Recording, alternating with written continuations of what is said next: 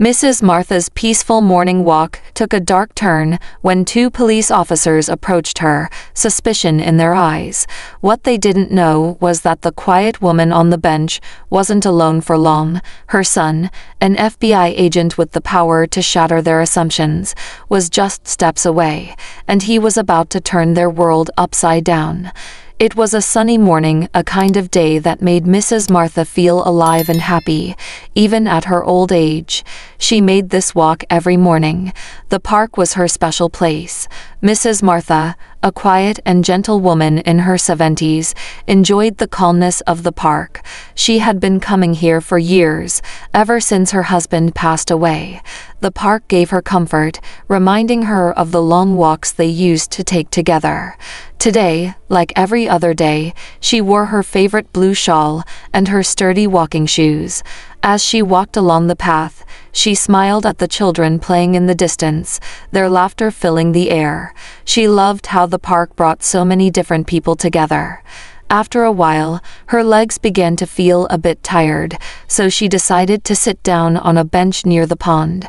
She enjoyed watching the ducks glide across the water, dipping their heads under, and the gentle ripples that spread out in their wake. Mrs. Martha closed her eyes for a moment, taking in the peaceful sounds of the park. But this quiet morning was about to take a sudden turn. On the other side of the park, Ms. Annabelle was out for her own walk. She wasn't like Mrs. Martha. Annabelle was younger, probably in her late 50s, and she was always in a hurry. She had sharp eyes and an even sharper tongue. Today, as she power walked through the park, her mind wandered from one thought to the next: what to make for dinner, how to handle her neighbors who always parked too close to her driveway, and the state of the park, which she believed had changed too much in recent years. As Annabelle approached the area near the pond, her eyes fell on Mrs. Martha. She had never seen this elderly woman before, and for some reason, that made her uneasy. Mrs. Martha, sitting alone on the bench, quietly enjoying the morning, appeared suspicious to Annabelle. She didn't belong here, Annabelle thought. She looked different. Why was she sitting alone? Why was she wearing that shawl? And what was she doing just sitting there? Annabelle's mind started racing, drawing conclusions with no real basis. Was this woman homeless? Was she lost? Worse, was she some kind of troublemaker? Annabelle prided herself on keeping the park safe and orderly, and something about Mrs. Martha just didn't sit right with her. Without a second thought, Annabelle pulled out her phone. "I'd better call the police," she muttered under her breath. In her mind, it was the right thing to do. She quickly dialed 911, her voice tense as she spoke. "Yes, hello. I'm at the park, and there's this suspicious person. I don't know what she's doing here. She's just sitting on a bench by herself, and it looks like she doesn't belong here." The dispatcher asked her for more details, and Annabelle gave a vague description of Mrs. Martha. "She's an older black woman, and I've never seen her around here before. Can you send someone to check it out? I just want to make sure everything is okay." The police took the call seriously, as they often did in these situations, and dispatched a patrol car to the park. Little did Mrs. Martha know that her quiet morning was about to be interrupted. Mrs. Martha continued to enjoy her time by the pond. She didn't notice the suspicious glances from Annabelle or the fact that a patrol car was already on its way. At that moment, two uniformed officers arrived at the entrance of the park. Their patrol car slowly made its way down the path. As they stepped out of the car, one of the officers, a tall man with a stern look on his face, pointed towards the pond where Mrs. Martha was sitting. "There she is," the other officer, a woman, said as they began walking toward her. She noticed them approaching, but didn't think much of it at first. Mrs. Martha adjusted her shawl and smiled slightly as they got closer, but the officers didn't smile back. Instead, they stopped directly in front of her, casting shadows over her. She looked up at them, her heart skipping a beat, sensing that something was wrong. "Ma'am, what are you doing here?" the male officer asked abruptly. His voice wasn't kind. It sounded like an accusation more than a question. His eyes narrowed as he looked down at Mrs. Martha, not with concern, but with suspicion. Surprised, Mrs. Martha tried to remain calm. She had never been spoken to by the police in such a way. "Oh, I'm just resting," she said politely. "I take a walk here every morning. It's such a lovely park." The officer didn't seem to care. "Do you live around here?" he pressed, his tone sharp.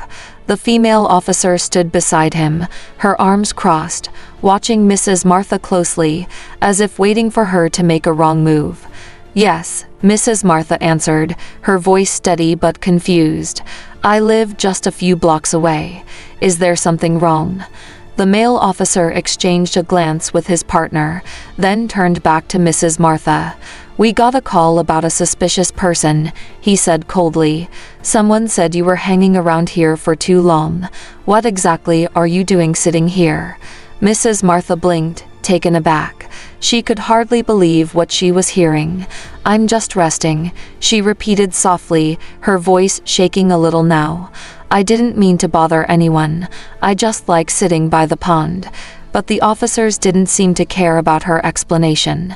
In their eyes, she was someone who didn't belong, someone who might be up to no good. They didn't ask her if she needed help or if she was all right. Instead, their questions became more pointed. "Do you have ID on you?" the female officer asked, her voice flat and unfriendly. Mrs. Martha's hands trembled slightly as she reached into her bag. "Yes, I have my ID," she said, trying to remain calm. She pulled out her wallet and handed them her ID card. The male officer snatched it from her hands, examining it as if it might hold some hidden secret. As he looked at her ID, the female officer continued speaking. "Why don't you just move along, ma'am?" she said, not even bothering to hide the annoyance in her voice. "This park isn't really a place to sit around all day." Mrs. Martha's heart sank. She had done nothing wrong.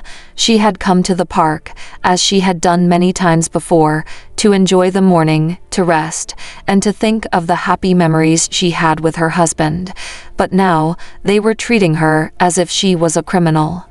I'm not doing anything wrong," Mrs. Martha said quietly, her voice faltering. "I just like to come here and sit for a while." The male officer handed back her ID with a sigh, as if her explanation had worn him out.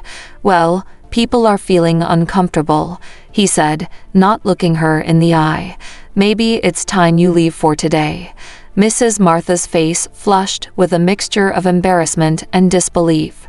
She hadn't done anything to make anyone uncomfortable. She was just sitting on a bench, minding her own business. Why were they treating her like this? Why wouldn't they listen? She tried once more to explain herself. "I've been coming here for years," she said, her voice shaky. "I'm not causing any trouble. I don't understand why I'm being asked to leave." But her words seemed to fall on deaf ears. The officers didn't soften their stance. In fact, the male officer took a step closer, his face growing more serious. "Ma'am, we don't want any problems," he said in a warning tone. "We're asking you nicely to leave the park. Don't make this harder than it needs to be." Mrs. Martha's heart pounded in her chest. She felt small and helpless. Her fingers gripped the edge of the bench, as if holding onto it would stop the officers from making her go. She wasn't used to being spoken to this way, and she wasn't sure what to do. All around her, the peaceful park suddenly felt hostile. She could see a few people nearby, watching the situation. No one seemed willing to step in. Mrs. Martha swallowed hard, trying to hold back the tears that were starting to form in her eyes. She didn't want to cry in front of these officers. She didn't want to give them the satisfaction of seeing her break down. As the officers waited for her to move, the situation became more intense. The male officer's hand rested on his belt, near his radio, as if he was ready to call for backup if Mrs. Martha didn't comply. The female officer tapped her foot impatiently, her arms still crossed, her eyes cold. For a moment, Mrs. Martha thought about standing up for herself, about telling them that they had no right to treat her this way, but she was just an old woman, alone in the park, and the two officers were towering over her, making her feel smaller by the second. Would they arrest her if she didn't leave? Would they use force if she stood her ground? The fear in her chest grew, and she wasn't sure what to do. All she wanted was to enjoy her peaceful morning, but now it seemed like that simple wish was slipping away from her, bit by bit. Just as she began to gather herself, ready to leave before things got worse, a familiar voice called out from across the park. "Mom." Her heart lifted at the sound. She turned her head and saw her son, Marcus, walking toward her from the edge of the park. He was tall, confident, and strong, the kind of man who could walk into any room and instantly command respect. Mrs. Martha felt a rush of relief wash over her, but the officers didn't seem to notice Marcus approaching just yet.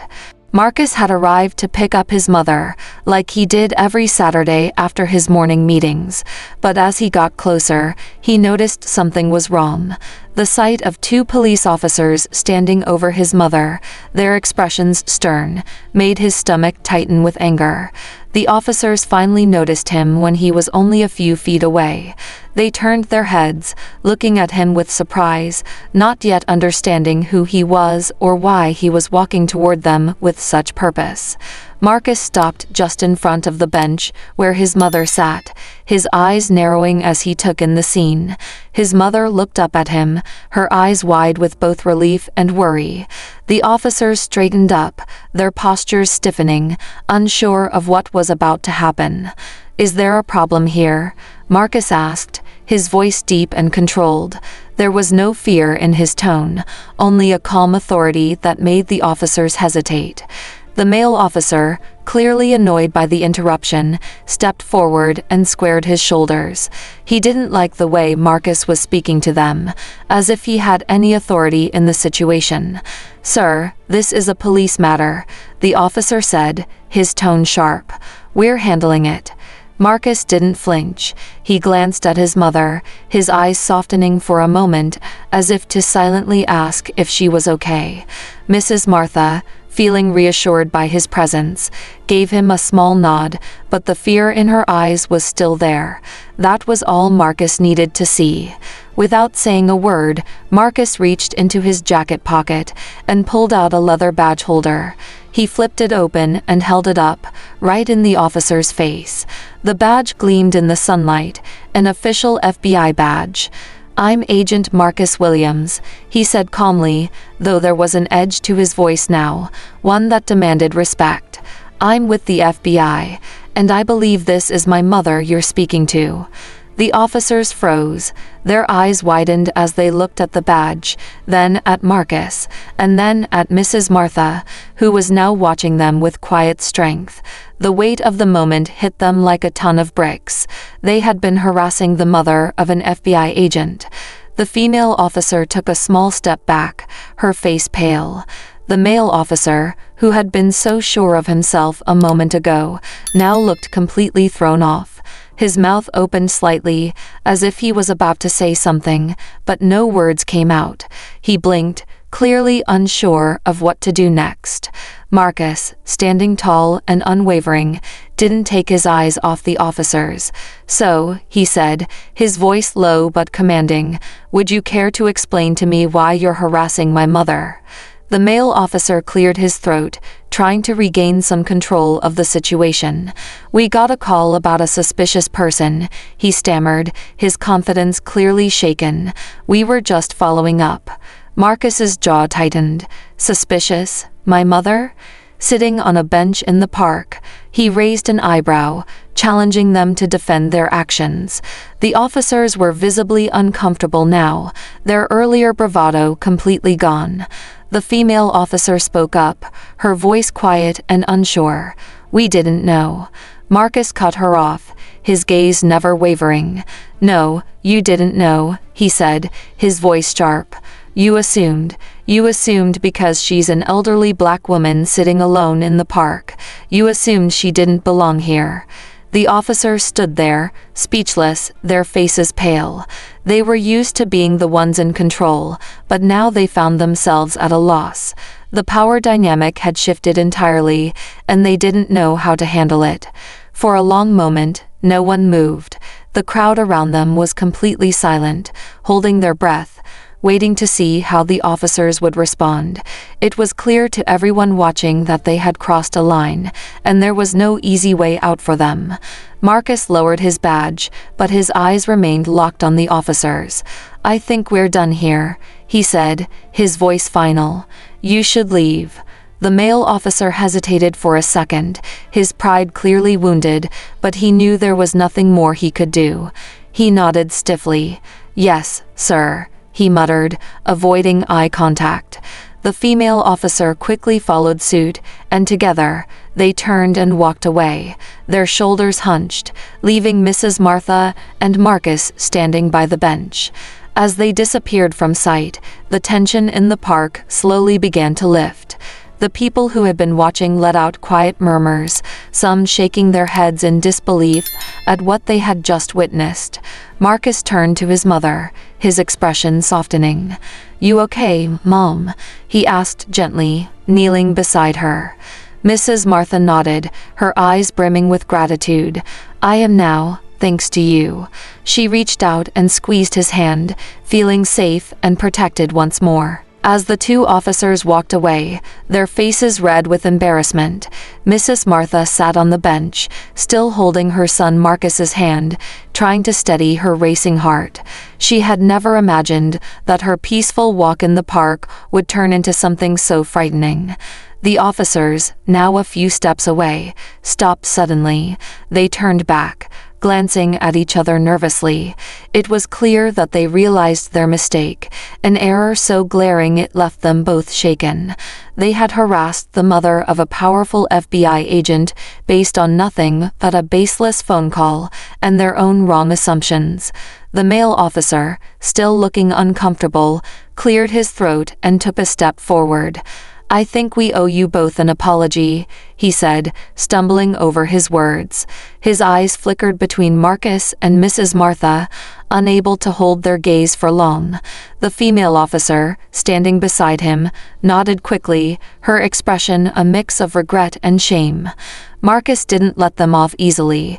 He remained standing tall, his posture still rigid with the authority that had made the officers so nervous in the first place. His eyes narrowed, his face unreadable as he looked at them. "Yes," he said coolly, "you do." The officers exchanged a quick, uneasy glance. The male officer stepped forward again, swallowing hard. "I apologize for our behavior, ma'am," he said, his voice quieter now, more humble.